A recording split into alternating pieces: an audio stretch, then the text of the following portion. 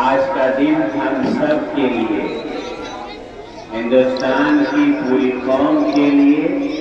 ایک خوشی اور فخر کا دن ہے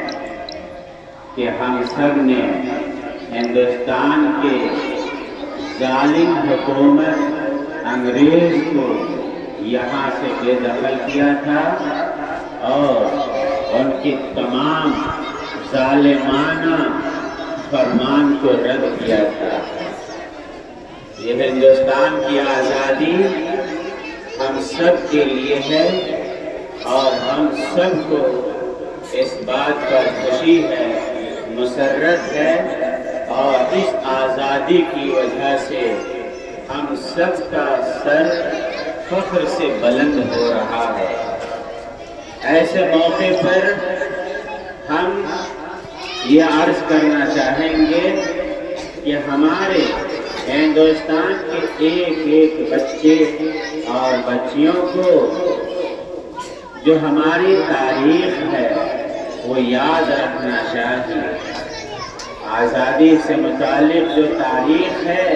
وہ یاد رکھنا چاہیے۔ ہندوستان میں مسلمانوں نے، ہم لوگوں نے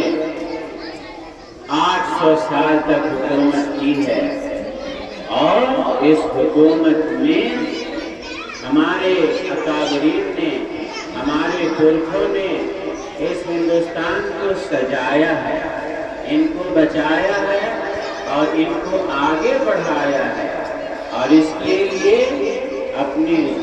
خون کی ندیاں بہائی ہے، اور باہر سے جو بھی طاقت دنیا نے ہندوستان کی طرف نظر کیا اس کی آنکھ کو نکالا بھی ہے۔ اس لیے ہم سب کو اس بات پر اطمینان سے رہنا چاہیے کہ ہم سب ہندوستان کے باعزت شہری ہیں، اور اگر کوئی ہمیں اس سلسلے میں ٹارچر کرنا چاہتا ہے تو حقیقت میں وہ ہمارے ہندوستان کا مخالف ہے، ہمارے بھارت کا وہ دشمن ہے جو بھارت واسیوں کو کسی طرح سے بھی ٹارچر کرنے کی کوشش کرتا ہے۔ عزیز طلبہ اور طالبات کو یاد رکھنا چاہیے کہ مسلمانوں نے اس دیش کو آزاد کرانے کے لیے جو قربانی دی ہے وہ قربانی پوری دنیا کی قوم جانتی ہے۔ سب سے پہلے ہندوستان میں انگریز سے لڑنے والے علی وردی خان تھے، اور ان کے بعد ان کے نواسے سراج الدولہ تھے جنہوں نے 3 مرتبہ انگریز کو شکست دی، اور 4تھی مرتبہ ہمارے چند لوگوں کی غداری کی وجہ سے وہ شہید ہوئے تھے۔ اس کے بعد ہی انگریز کو آگے بڑھنے کا موقع ملا تھا۔ تو جس قوم میں اگر اسی کا فرد غدار ہو جاتا ہے وہ غدار خود تو برباد ہوتا ہی ہے اور اس کے ذریعے سے قوم کو بربادی تک پہنچا دیتا ہے۔ ایسے غداروں کو ہمیں ڈھونڈنا چاہیے، ایسے غداروں کو ہمیں دیکھنا چاہیے، پہچاننا چاہیے، اور یاد رکھنا چاہیے کہ آزادی کی جنگ اس وقت سے شروع ہوئی 1857 سے، یہ بہت بعد کی جنگ ہے جس میں عام طور پر ہندوستانیوں کو شکست ہو گئی تھی اور انگریز غالب ہو گئے۔ 100 سال اس کی تقریباً حکومت رہی، پھر ہمارے ہندو، مسلمان اور دیگر قوم نے مل کر کے جب جنگ آزادی کی کوشش کی اور کرتے رہے، بالآخر کامیابی ملی، اور 1947 میں ہمارا یہ دیش 15 اگست کے دن آزاد ہوا، آزادی کا پروانہ ملا۔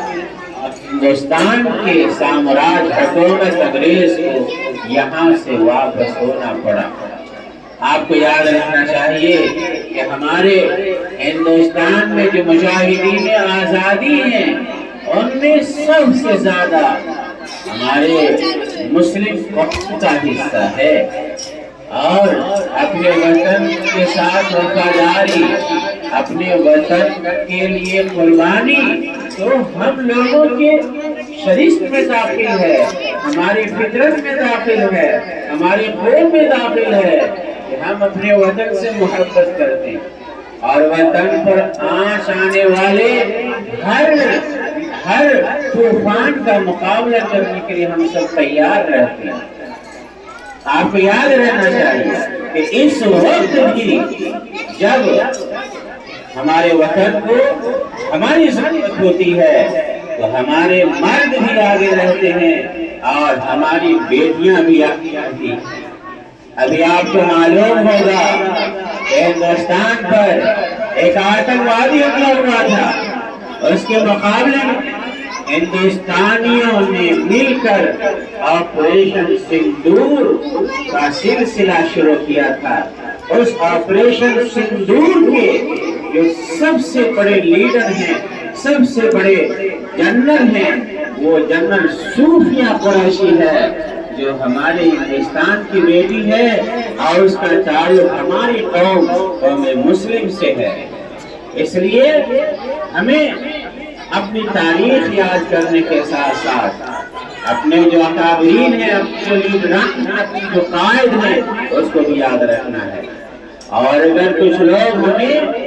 اس سلسلے میں غلط تاریخ بتاتے ہیں تو ہمیں اس کا مقابلہ کرنا ہے اور اس کا صحیح جواب دینا ہے۔ بس میں اپنی باتوں کو انہی چند گفتگو پر کرتا ہوں اور تمام عزیز طالبین اور طالبات سے یہ امید رکھتا ہوں آپ کو اپنے ہندوستان کی تاریخ کا صحیح علم حاصل کرنا ہے اور اس کے لیے اپنے اساتذہ سے رجوع کرنا ہے۔ وآخر دعوانا الحمد للہ رب العالمین۔